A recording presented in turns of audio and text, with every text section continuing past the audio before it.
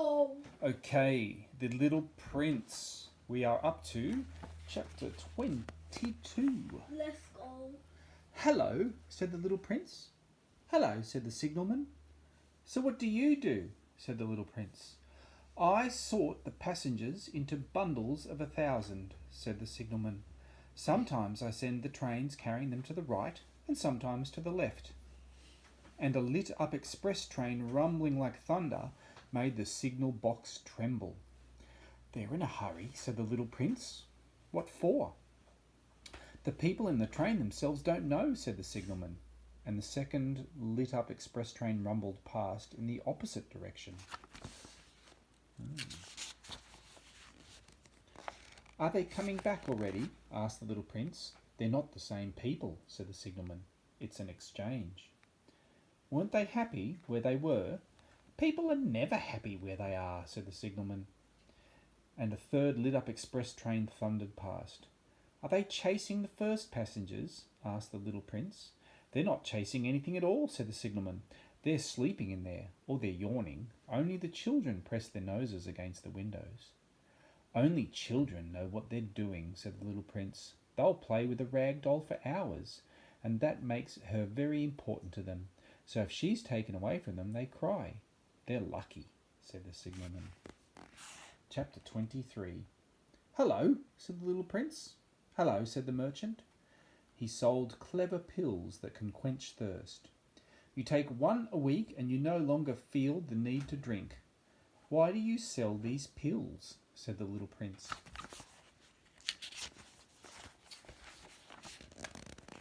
They save a lot of time, said the merchant. The experts have done the sums. You save 53 minutes a week.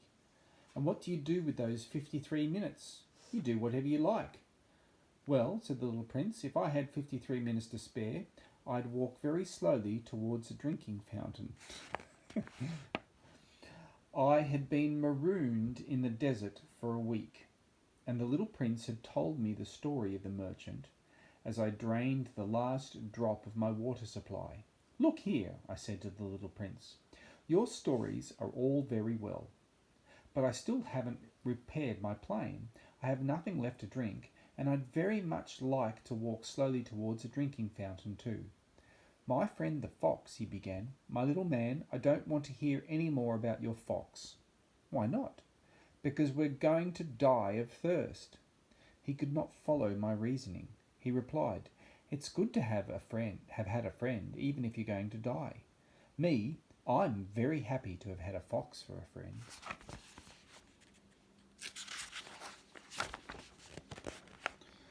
He had no idea of the danger, I told myself.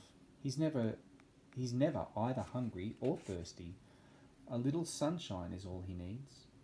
But he looked at me and answered my thought. I'm thirsty too. Let's go and look for a well.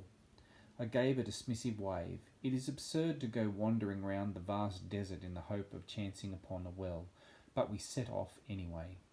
After we'd walked for hours, in silence, night fell and the stars began to shine. I saw them as if in a dream, as I had a slight fever from being so parched. The little prince's words danced in my memory. So are you thirsty too? I asked him, but he did not answer my question. He said simply, water can be good for the heart too. I did not understand his reply, but I kept quiet. I knew better than to ask him questions. He was tired. He sat down. I sat down beside him. After a silence, he said, the stars are beautiful because of a flower we can't see. I replied, of course, and gazed in silence at the folds of the sand beneath the moon. The desert is beautiful, he added, and it was. I've always loved the desert. You sit on a sand dune, you see nothing, you hear nothing, and yet somehow something shines forth in the silence. What makes the desert more beautiful, said the little prince, is that it's hiding a well somewhere. To my surprise, I suddenly understood the mysterious radiance concealed in the sands. When I was a little boy, I lived in an old house, and legend had it there was a treasure buried there. Of course, no one had ever been able to find it, or perhaps no one had ever looked for it, but the hidden treasure enthralled the entire household. That house had a secret hidden deep in its heart. Yes, I said to the little prince, whether it's a house, the stars, or the desert, the thing that makes them beautiful is invisible. I'm glad that you agree with my fox, he said. As the little prince was falling asleep, I gathered him up in my arms and set off again. I was moved. I felt as if I were carrying something delicate and precious. It even felt to me as if there were nothing more delicate on earth. In the moonlight, I gazed at his pale forehead, closed eyes, and locks of hair trembling in the wind, and thought, what I see here is only his shell. The most important part is invisible. As his parted lips formed a half smile, it struck me that what I found so deeply moving about the slumbering little prince was his loyalty to a flower. It was the image of a rose that burned in him like the flame of a lamp. Even when he was asleep, and he felt even more delicate than before. You have to shield lamps well. A gust of wind can snuff them out. And plodding on, at daybreak, I discovered the well. Chapter 25. People, said the little prince. They dive into express trains, but they don't know what they're looking for. Then they get restless and go round in circles. And he added, it's not worth it. The well we had found was not like other Sahara wells. Sahara wells are simple holes dug in the sand. This one looked like a village well, but there was no village there, and I thought I was dreaming. It's odd, I said to the little prince. Everything's there, the pulley, the bucket, and the rope. He laughed, grabbed the rope, and operated the pulley.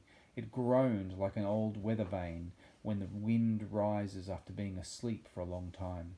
Listen, said the little prince. We've roused the well, and it's singing.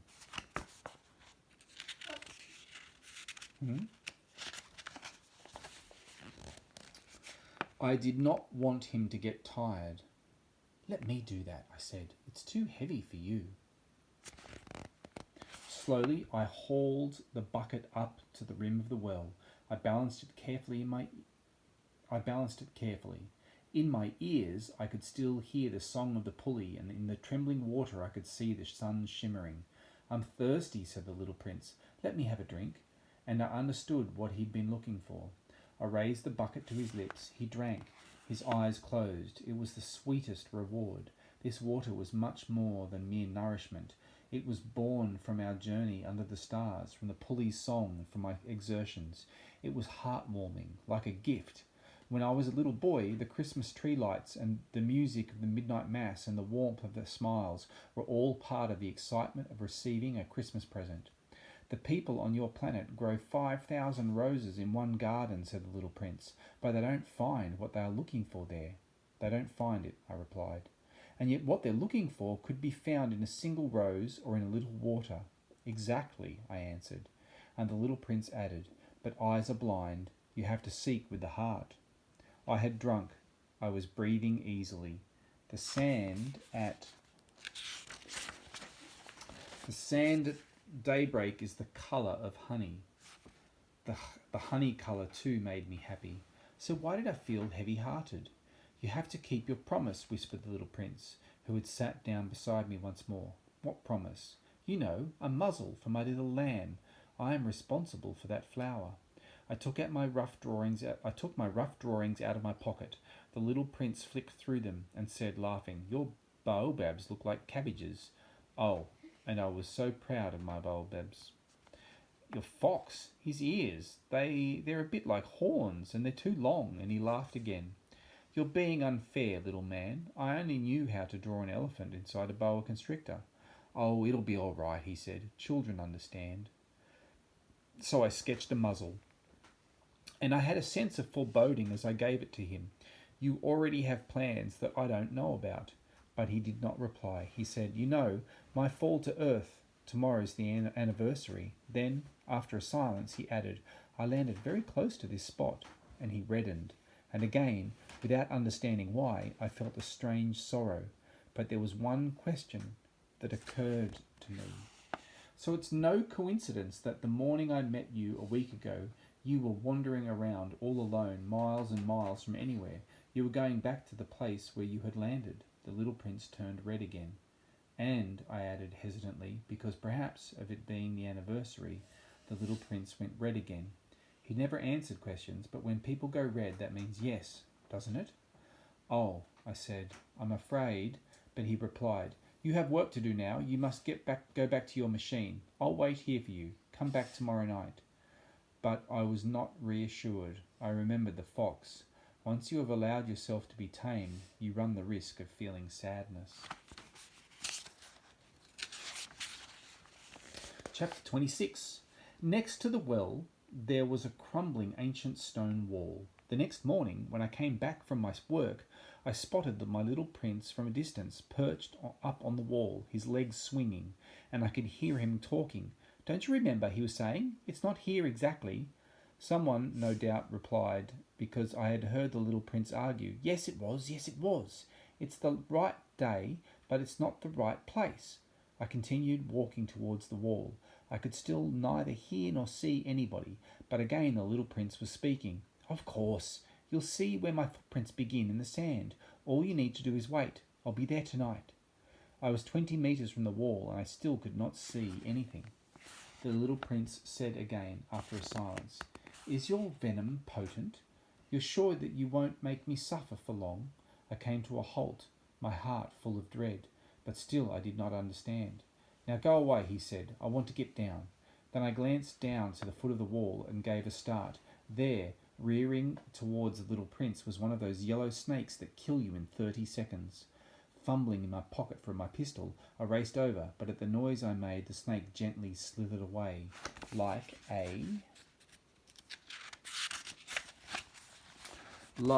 a stream of water sinking into the sand, and languidly threaded its way between the rocks with a soft rasping sound. I reached the wall just in time to catch my little prince, pale as snow. What on earth are you up to? Do you talk with snakes now?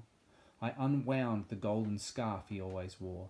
I moistened his temples and gave him a drink of water, and now I did not dare to ask him anything more. He gazed at me solemnly and put his arms around my neck. I could feel his heart fluttering like that of a dying bird that has been shot.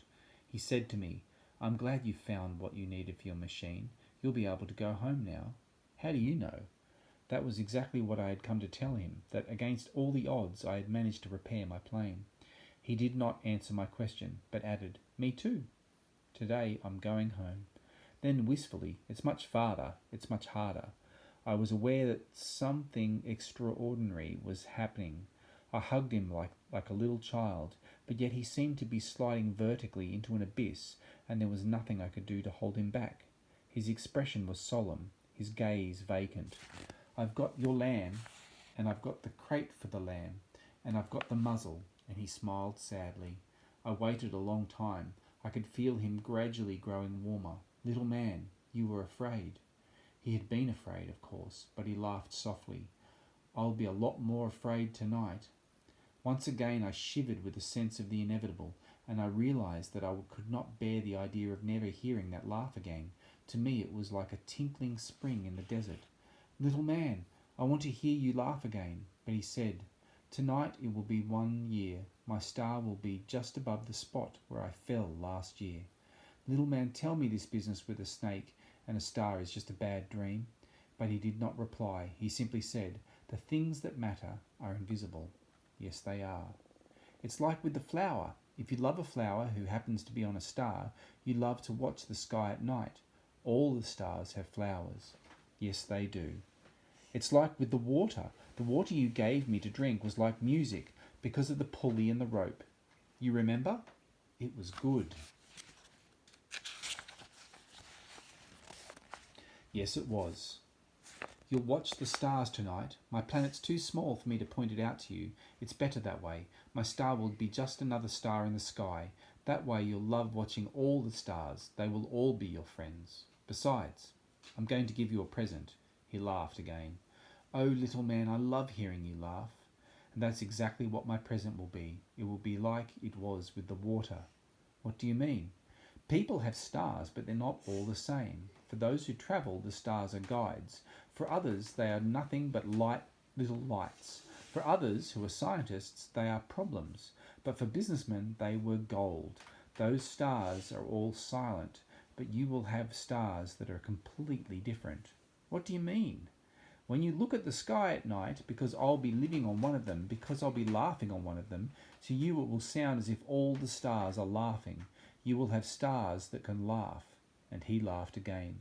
And when you have found consolation, as people always do, you will be glad to have known me. You will always be my friend. You will want to laugh with me. And sometimes you will open your window just like that, for the pleasure, and your friends will be astonished to see you looking at the sky, laughing. Then you'll say to them, "Yes, the stars always make me laugh," and they'll think you're mad. What a mischievous trick I'll have played on you. And he laughed again. It will be as if, instead of stars, I'd given you lots of little laughing bells. And he laughed again. Then he became solemn. Tonight, don't come. I shan't leave you. I'll look as if I'm in pain. I'll look as if I'm dying. That's the way it is. Don't come and see that. It's not worth it. I shan't abandon you. But he was concerned.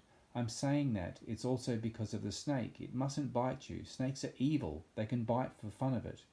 I shan't abandon you. Then he added reassuredly, "Luckily, they have no venom left for the second bite." That night he slipped away soundlessly, and I didn't see him leave. When I managed to catch up with him, he was walking purposefully with rapid strides. Suddenly he said to me, "Oh, you're here."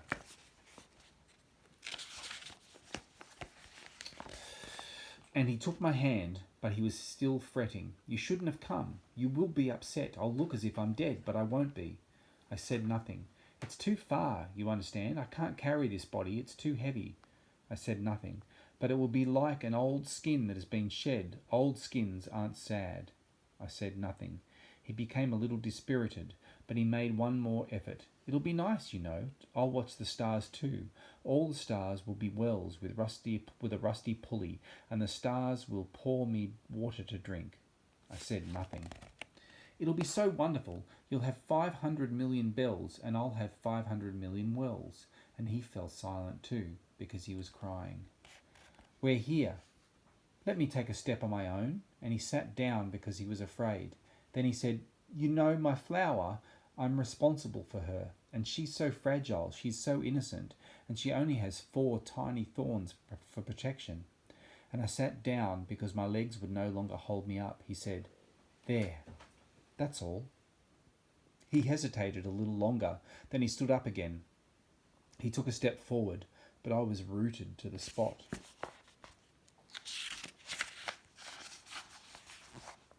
There was a yellow flash in the region of his ankle. He remained motionless for an instant. He didn't cry out. He fell softly the way a tree falls. He didn't even make a thud because of the sand. And now 6 years have passed already. I have never told anyone this story. My friends were very happy to see me alive. I was sad, but I told them it's exhaustion. Now I have found some consolation, although I am still sad, but I know that the little prince made it back to his planet because at daybreak I saw that his body was not there. It was not a very heavy body, and at night I love listening to the stars. It is like hearing 500 million bells. But here is an extraordinary thing. On the muzzle that I drew for the little prince, I forgot the leather strap. He will never have been able to put it on the lamb, so I wonder what happened on his planet. Maybe the lamb ate the flower.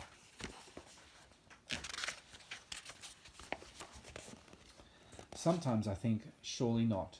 The little prince places the glass dome over his flower every night to protect her, and he keeps a close eye on his lamb. So I'm happy, and all the stars laugh softly. At other times I say to myself, a person can get distracted and that's it. One night he forgot the glass dome and the lamb slipped away unnoticed. Then the bells all turn to tears. And it is all a huge mystery. For those of you who love the little prince as I do, nothing in the universe looks the same, depending on whether somewhere out there a little lamb has or has not eaten a rose. Look at the sky. Ask yourself, has the lamb eaten the flower, yes or no? And you will see how everything is different, and no grown-up will ever understand how important that is. The end.